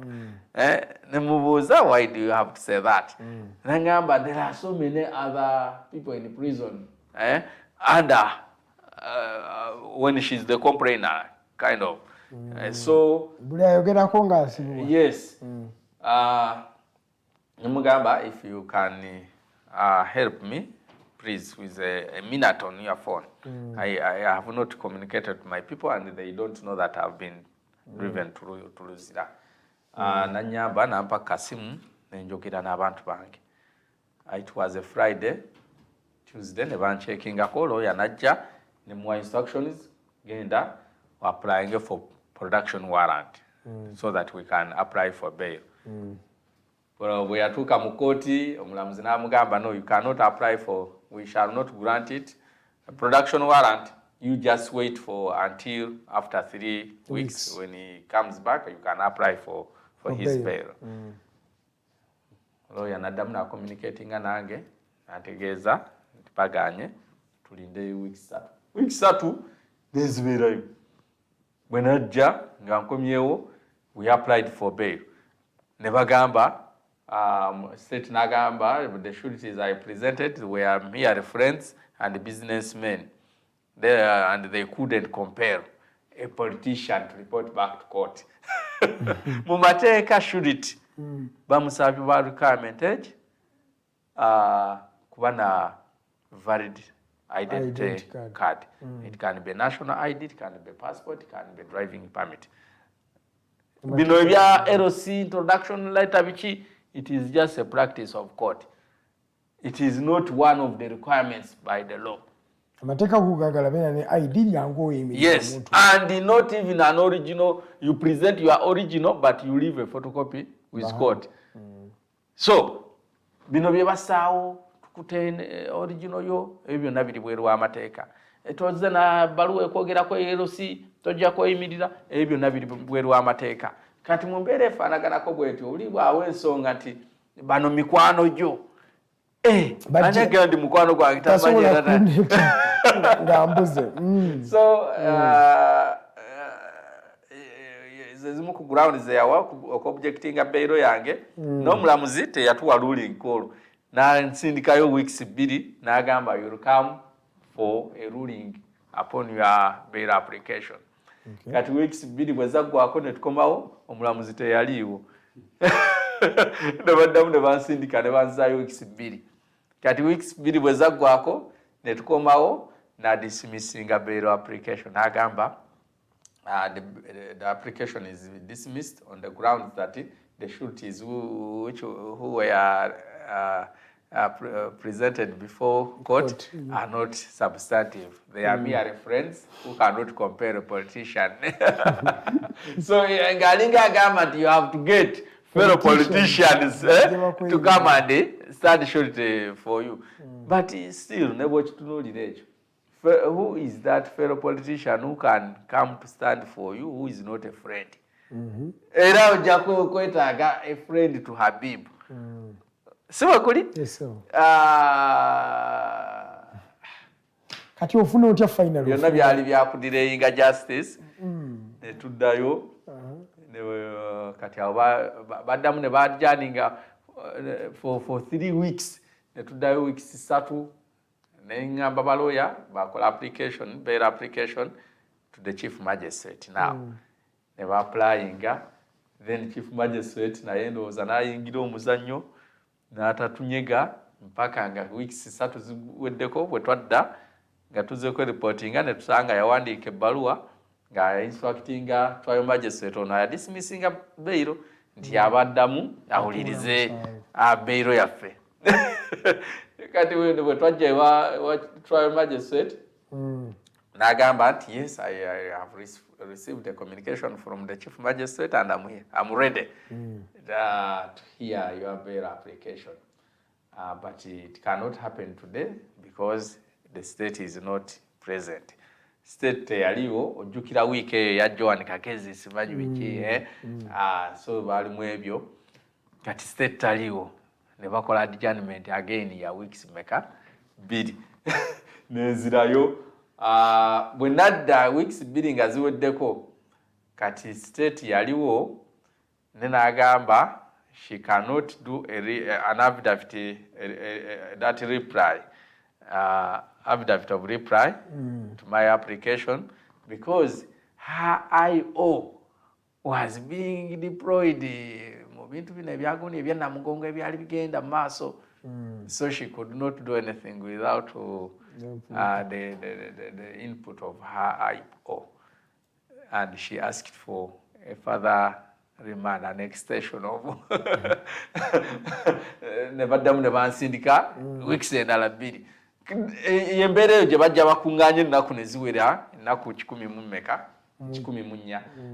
briefly Dr. Besigye bwe bamuleeta mu kkomera olujjukira bamusindisa bamuwadde bailo ya $3 agambye sijja zisasula.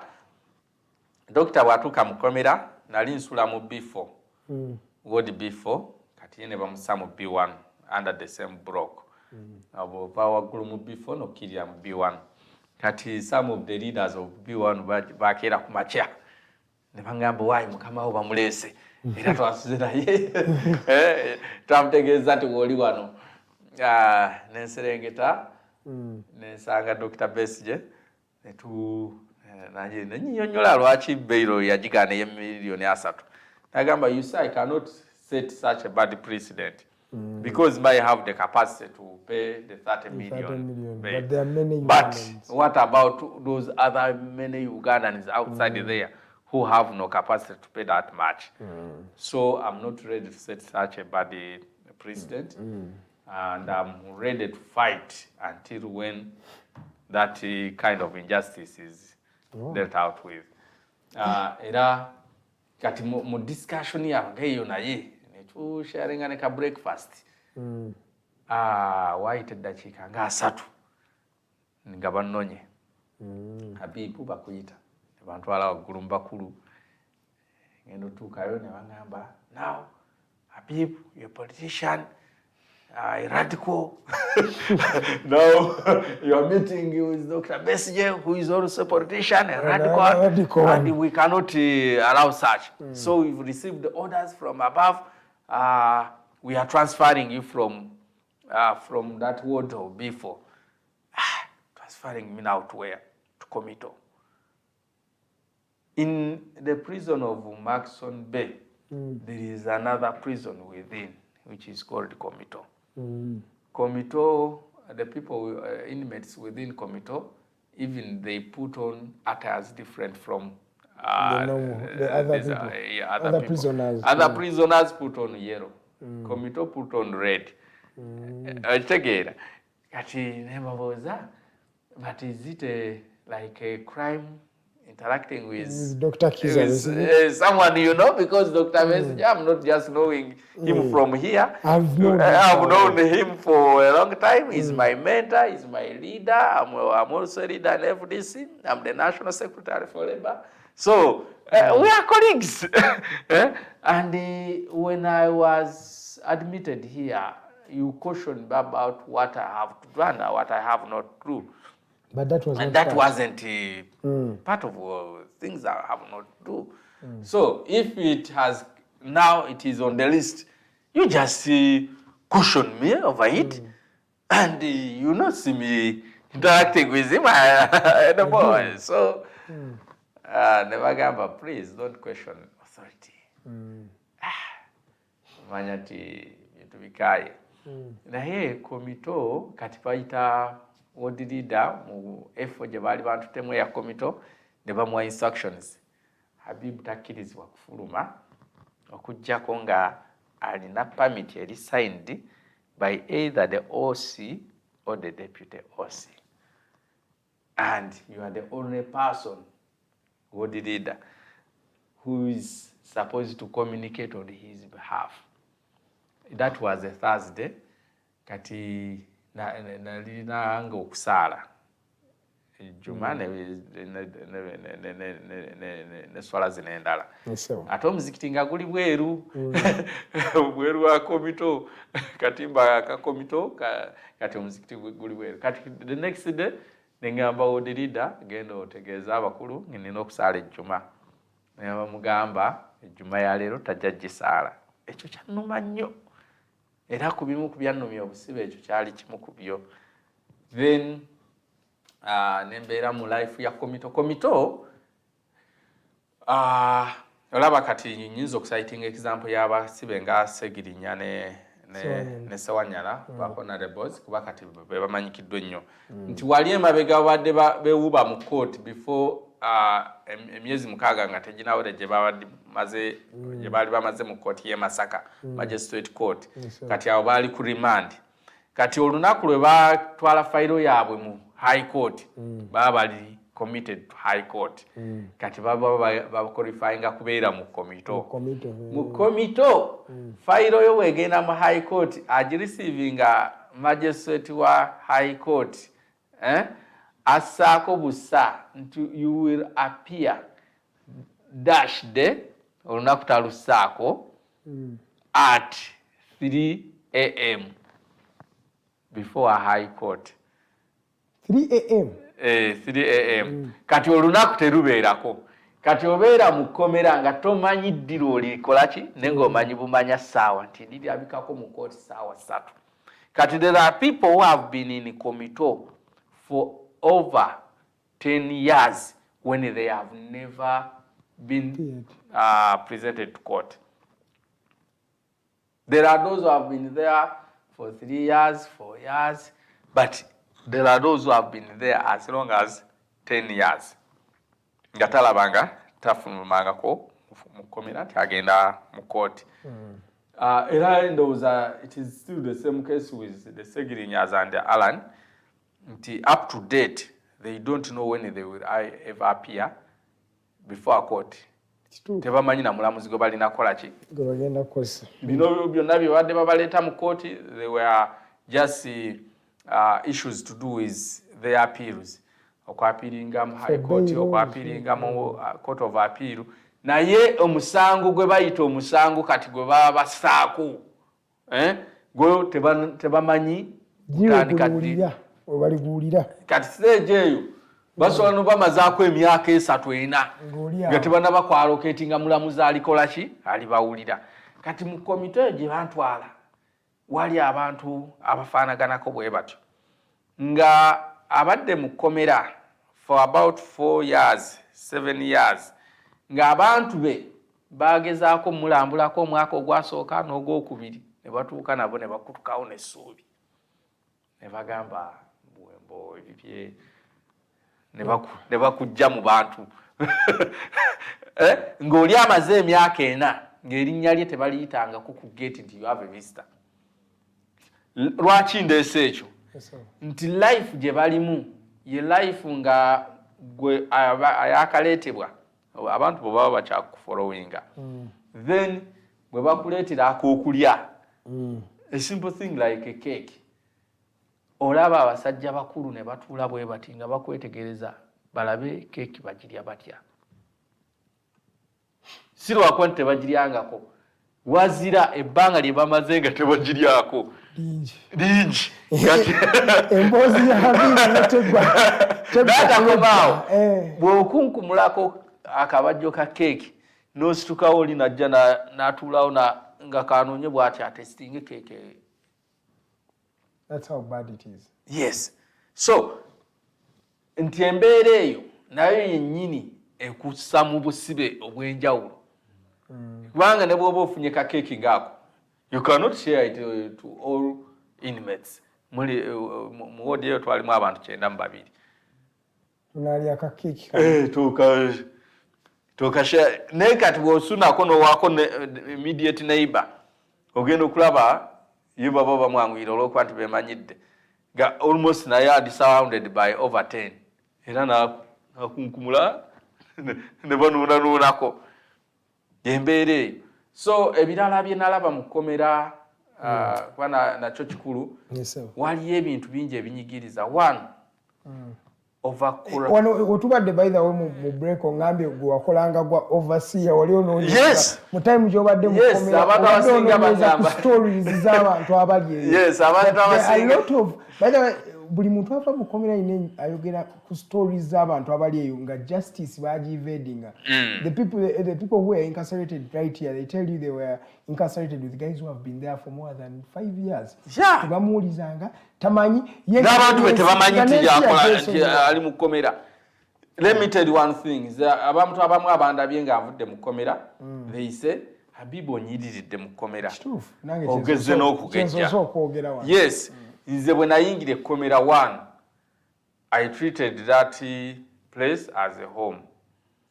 Then as a human rights defendant I regarded myself as someone who has gone there to investigate much more about issues to do with human violation.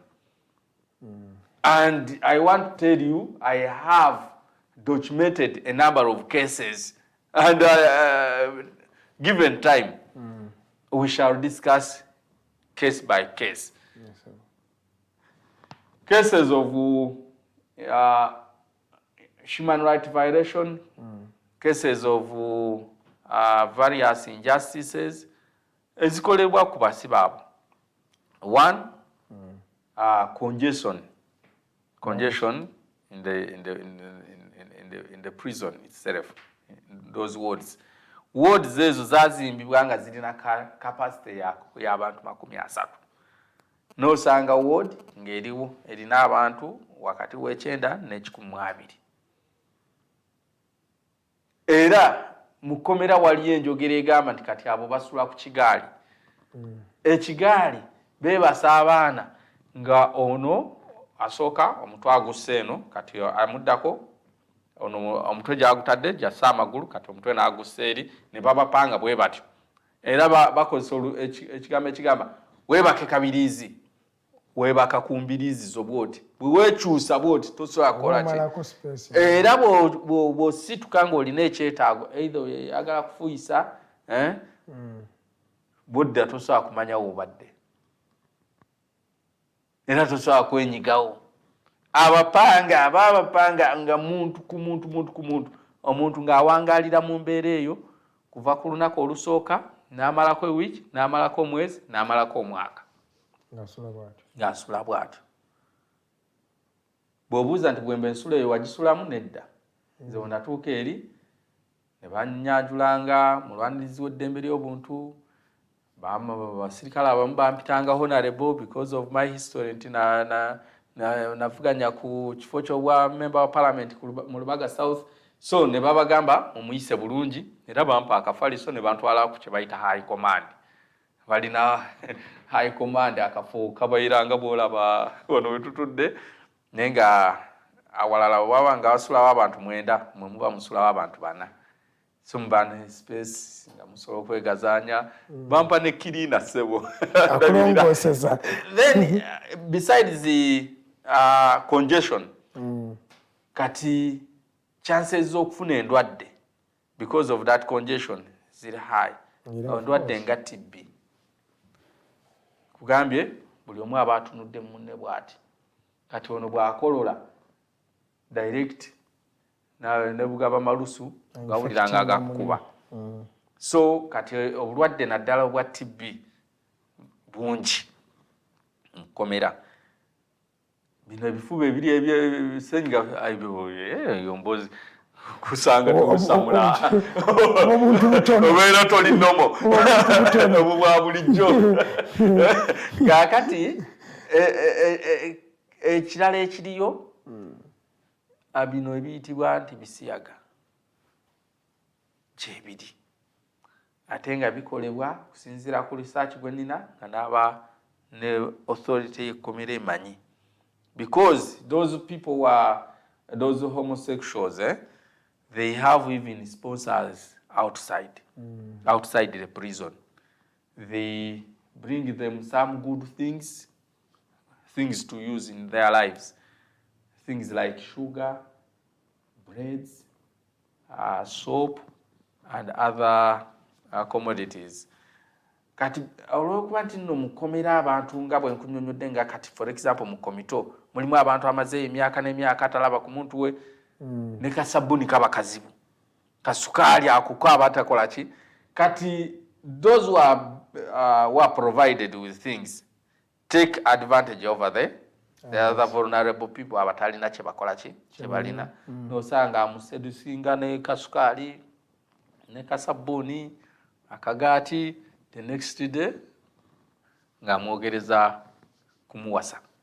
Buwembo kasoke nkuyimirizeko kawe dakika ndaba ziri 35 zizakayita ku ssaawa emu eyo essaawa 2 ez'okumakya. Ezo essimu z'olaba ku screen iyo zosobola okukubako 0789017145 0759132310 osobola okubanga okutukubira essimu obuuze ku mwami Buwembo Habib ate naffe obwenga otubulya ki kyolowooza kampiteko ku message zammwe wano kuba ndaba nnyingi nnyo. Tutandike n'omwami Mutale Farouk Hussein. Mutale, thank you so much for watching. Gentleman Agambi, actually people forget what's happening in the world when in Ugandan jails. Then omwami Norman Nagamba, komito in Maction Betabu yenyini. I am an OB twice to that komito. Norman yajimanyi nabukera agambye Norman tumuhimbise. Norman tumuhimbise. Agambye emirundi ebiri ngali mu komito. Nateekako ne kawomoji oba kano kaba keekokkola kirabika. Then nabukera agambye bro you are lucky you even had the rights to refuse. Us even no that right is not given it is not like given to me by the prisoners officers. You are one who knows that you have your right. Yeah. Anti kati nono na yagambye you are lucky if you even had the rights to refuse. Us, even when questioning them, you would get a slap. Bakusibaho. Zabibu nkubo Olina ngene kuddiza. Bakusibanga mukungu. Naye bo baba kubempeno namuddamu namugamba bambi. Nabukeera bakuwa slap as if she didn't see you a small girl. Never tujja bintu tujjemu okusaaga. Kwange no story ya muntu. Then no Kato agambye.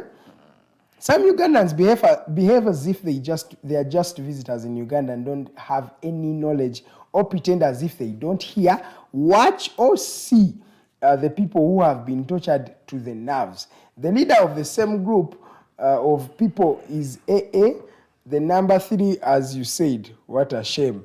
AA is Anitah Among. Nati agambye yokusatu kyewayogedde kyetwagala kuddamu kati. Ono agambye tumusime Edwin ye asaddewo buemojis obuseka, then tumuhimisa agamba namba nnya kiwanda ekintu kyamuwanda. Then Mutabazi ye ali tuned. Naga, my brother, I feel you. I have been through that. I was even fearing to interact with neighbors, thinking they see me as a criminal. Because the way the police came for us, neda. You would think it's us who killed the former president. Then Gambi, Alex Yaku Gambi, good morning, my brother Habibu. Waliwo Ashu Agambi, I'm following. Then Serugo Ronald Yagambi, Mwasusem Chia, Lillian Nuwed na ekwali, Ndaba Jeremiah kwali, Brooke Williams na ekwali. Musimenta kwali Anita, then Chikomeko naye kwali, messages kyali nyingi wano. Agambye, you know Mutale Farouk, you know those guys have no mercy. Ono Imran agambye yarabi, mwami Imran Shadruk kyayogeddeko awo. Messages kyali nyingi, njagala kubanga nzimalirizayo mpola mpola nga sinaba kumalayo mboozi ya Buwembo kubanga ye mboozi eno yete yo tegwa malojja webagamba. Katusooke tugende waliwo ali mu kutukubira. Good morning, this is the Mighty Drive. Hello, good morning, Edik and Buwembo. Yes, Norman, good morning. Hello. Hello. Yes, sir, wankuwulira mzee. Hello. Hello. I can hear you live and clear. Edgar, good morning and Buwembo Habib. It's a quick one, maybe. Buwembo kyerabidde okugamba okujukiza bannayuganda nti that komito ye section ebeeramu n'abalalu, because literally Luzira as a prison does not have a section wasibira abantu abataguse emitwe. Tebakuteekaawo baba kugatta ne bakataala kati ye department oba basibira n'abalalu. Buwembo nako oza ebidera mubeerawo nga mwena wenna oli mu bantu nga bo baazolika bakulaba nga atateekire. So basically it is just it's a prison within a prison. So this is what I wanted to communicate. We should also inform the public nti bakuteeka mu komito bakuteeka section akalimu n'abalalu oba abantu abatalina na ssuubi lya kuvaawo awo akuume. Okay. Achongeddeko ekyo komito yo kamaiza no message ono agambye Magara Brian agambye Buwembo nakuwa ekigalo n'agamba good morning team, he is live from Kampala. Thank you so much Mr. Magara Brian for watching. Then agambye Namirembe Angela agambye bambi Buwembo kulikayo. Then Innocent agambye thank you for the show, good morning. Bane kasoke nkomya okuwa message ndaba zo zikyali nyingi. Buwembo njala tuddukeko yes gatona dduka comrade Norman kagaseeko ako mubeera mu komito nga mulimu n'abantu be batuulira olukiiko ku lw'obutanaaba abasibe bannaabwe ne bakola enteekateeka tumunaze omuyayaganye naaba. So ne bakatwewungu kuba like azinga bwe nkugambye oli okutuulira ng'oli akakeeki n'atuula bw'ati n'akatunuulira bw'ati kikolwa ky'olaba nga kiyinza obutaba kya buntu obutegeevu. So baba bakutadde mu tocha chamber ndala already. Yes, naye kenjagadde era okusharinga bwe bankyusa ne batwala mu komito because of Dr. Besige's presence. he was also hurt, and he attempted to communicate to me. He wrote a cheat to me, asking me to put down shortlist things that I would want him to purchase for me. I was so excited. Nenkola list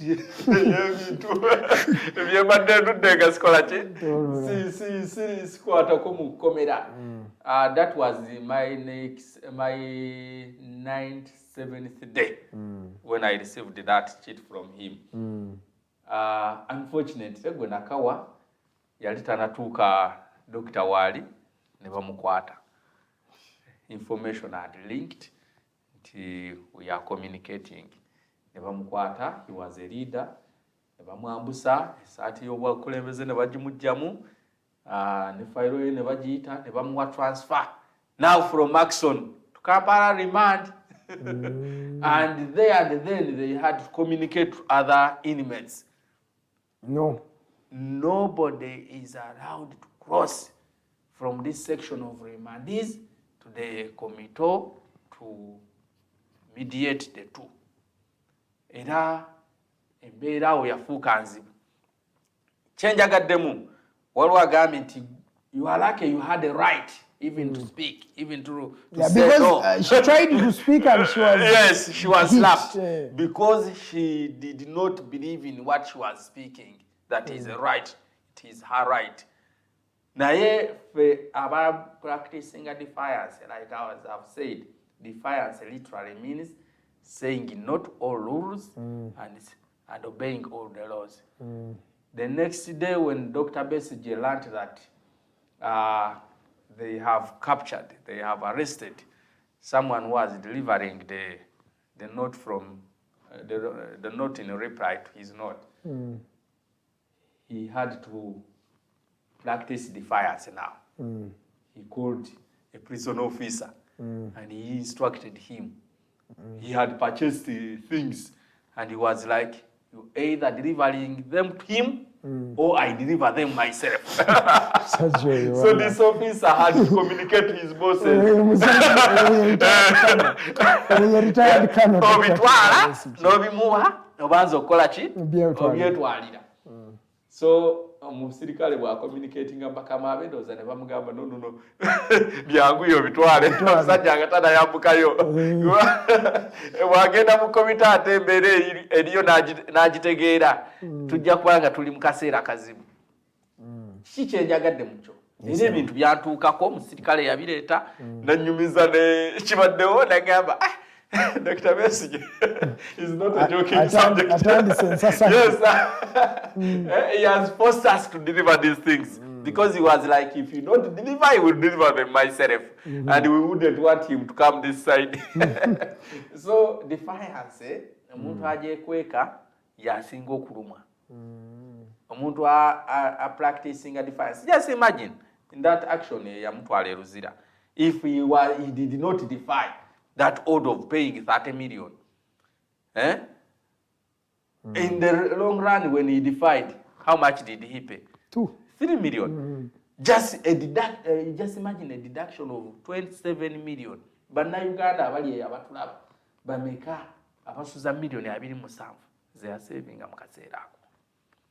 Era njagala ombulire. How many of the magistrates abasobola okuddamu okwepampalika ku bannayuganda n'amusaba bailo ya million 3 mu busango obuli minor nga akaka incitement to violence? You get it? Yes, so, defiance, abamu bayinza okirabanga because the government, the state want to portray defiance as equal to treason. That's why you see how they arrest us, how they want to treat us. It is upon us to still stand firm and say, this is not illegal. Activism is not illegal. Activism is lawful. And we present cases to prove that it is what? It is lawful. For example, people will say Dr. Besigye has been arrested several times.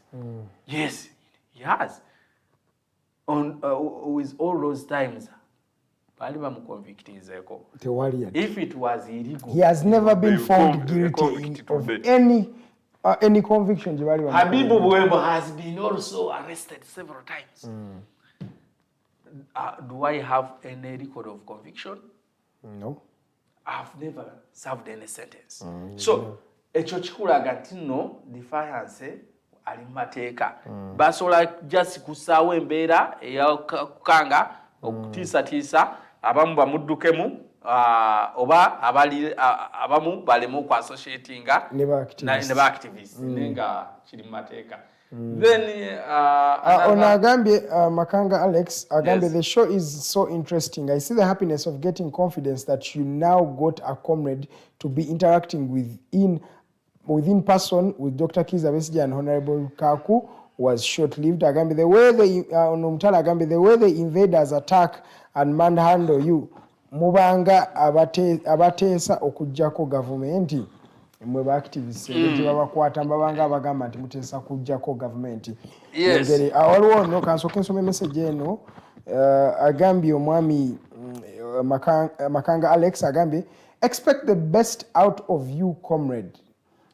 The life of activists and activism itself rests more in, first, government understanding that activists are not enemies of government and state, but whistleblowers who even need protection from government too. Secondly, the activists themselves to understand activism and do it in the right way. Activism must be impartial, objectives best and with good intentions. Third, by holding periodic trainings of activists, taking them through their roles and obligations in ensuring a peaceful society amidst their activism. And lastly, empowering activists to be able to extend civic educations to citizens to welcome and understand activism role in building democratic, peaceful, healthy and progressive societies and communities.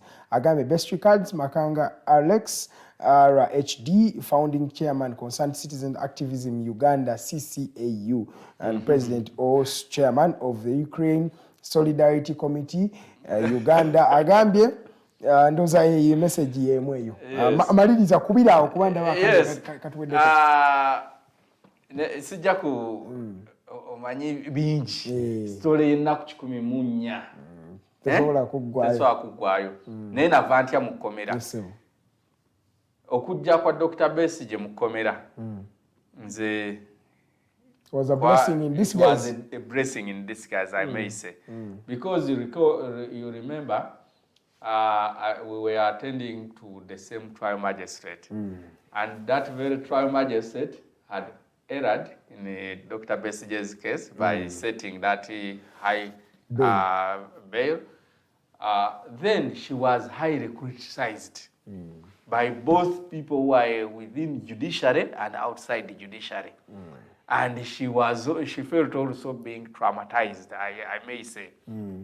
And more so when High Court ruled out that it was unnecessary for her asking for such huge monies for bail and reduced it from 30 million to 3 million. In that very week when the High Court gave out the ruling, it's the same week within which I had also to appear before her for a ruling on my bail. And I think it is what influenced my release. Yeah. Okay. So bakusaba ka bail kali kameka? Mitwala 5. Yes. Bakusaba nyingi. Mitwala 5. Yeah, of course she had already been brought to order by the High Court. Okay. In fact, those are okwebaza nina kuwa Dr. Besigye. Yatulwanirira era njaga kutegeeza when we are inside the prison abasibe bonna balinga they are like yes ntadikano webale Habib, kiki ekiddako kati? What is your way forward? You are back from incarceration and kiki ekiddako? Bannayuganda ba expecting eki defiance ekyagenda maaso okyeyongera okritikinga gavumenti ochaddamu okukritikinga deputies. In fact now she's the speaker of parliament. Kiki ekiddako kati okuva ewaabwe? Nze nga Buwembo, one, those people, the likes of Anitah Among, they think that they can use arrests, torture, to instill fear within us. Yes, sir. And we go home and keep silent. To Habib, it is a different story. Like as I've said, Yes, sir. I have registered a number of cases of injustice from fellow inmates.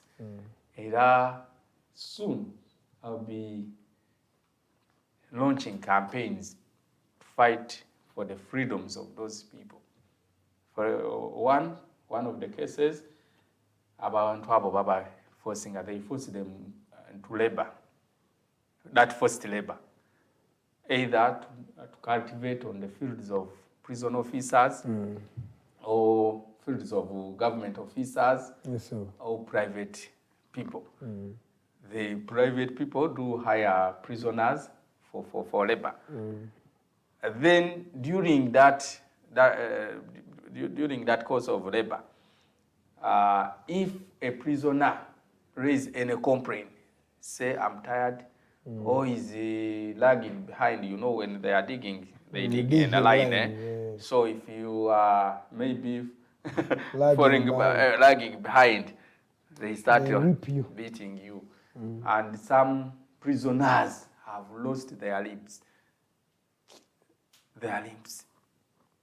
Some are crippled, some are, have injuries, serious injuries that are caused. Some have even lost lives. Yes, sir. From fields. We have to agitate for the freedoms of those people. Yes, sir. We have to fight for these prisons to be better places for suspects, because by the law, a suspect is presumed innocent until proven guilty by the courts. Yes, sir. I've been in prison not once, not twice, but I've never been convicted of any crime. That means that I'm not in any way a criminal. And more other Ugandans. Dr. Besigye has been in prison on several occasions, but he has never been convicted. Yes, so you need not to mistreat someone who is in a prison as if he's a criminal. Even criminals have got rights. They're still human You beings. cannot subject someone to double punishments. You have because he's serving. He's serving his time in by prison. being in a prison. But you are not. Now in a prison, you're if still punishing him. You punish him Buwembo, from there, then thank you so much. Yakuleka kuwa Gatonandeka. Yes, tulina okulwana ennyo okulaba nga abantu nga ba Anitah Among abaweereza baffe tebakozesa bifo bye balimu okuteralizinga bannayuganda. Ennaku 14 ze namala mu kkomera. She must account for that time. Yes, sir. We cannot just say Habib yasibwa n'amala ennaku 14 ne tunyumya story then experience mu kkomera ne kikomaawo. She must account for that period. Yes, sir. Nziramu okureportinga mu kooti ennaku z'omwezi 26 mu mwezi guno. The previous time I reported, she was supposed to attend to come and testify against me, how I threatened her. She did not. I expect her this time round to come in person and testify against me. She won't come. She won't come. Then we cannot allow such that level of impunity that you just call an IGP, arrest so and so, drag him to police cells, then the next day they drag him to prison, then for you just be there and enjoy. If we just allow that, then it will be absurd for this nation. We have to make it so expensive for these people misusing their offices, terrorizing other Ugandans. Era ugenda kulabira ku musango guno. Ogenda kulabira ku ki? Ku musango guno. Ngenda kifuula so expensive for Anitah again to just order for the arrest of another person. When I eLuzira, I found other 15 inmates nga bonna baliyo kulwanite. Habib obude butuweddeko. Asiibula mu seconds aga. Bannayuganda nga bwe mbasiibula njaga bategeeza tulina omulimu munene nnyo ogw'okulwanirira eggwanga lyaffe nga bw'olaba babayitamu abavunaanyizibwa nga babayigamu emisolo abamu bagiyigisa na mmundu genda wali ku Kampala ku Masaka Road between Kyengera and Buddo ekiggwa kya URA bwe tulina naffe okukanula amaaso nga tusaba obuweereza services from the taxes we pay. N'olw'ensonga eyo tuli mu nteekateeka ezimba kye tuyita social justice centers Uganda. We are building social justice centers in different localities. Era tujja kubanga tulambula enteekateeka zaffe bwe tuba tutuuseeko manya twagala lyaffe. Mwebale nnyo, mwebalire ddala, mwenna abakomentize, mwenna abayimirirawo nange mu struggle eno, abandeetera ku kyokulya, balooya abalungi abampolereza. My family, I have 2 wives. Some people say Habib muzibu. Omuntu omuzibu ayinza okubeera n'abakazi babiri. Habib atulaze machuwa. Ladies and gentlemen, that is Habib Buwembo. He is a human rights defender and activist, and as well an honorable in that regard. Ladies and gentlemen, that was his story. Thank you so much for keeping it Digitalk TV up to what? 2 minutes to 9 a.m. Thank you so much. Tomorrow we shall be here at the same time, 7 a.m. to 9 a.m. And we'll talk about what is happening in Uganda. Don't forget to follow us on our various social media platforms at The Alternative Uganda, that is on Facebook, and also at Digitalk TV, still on Facebook. And of course, we are still serving you. My name is Edgar Matthew Karuhanga. We will be here tomorrow, same time, same station. Good morning.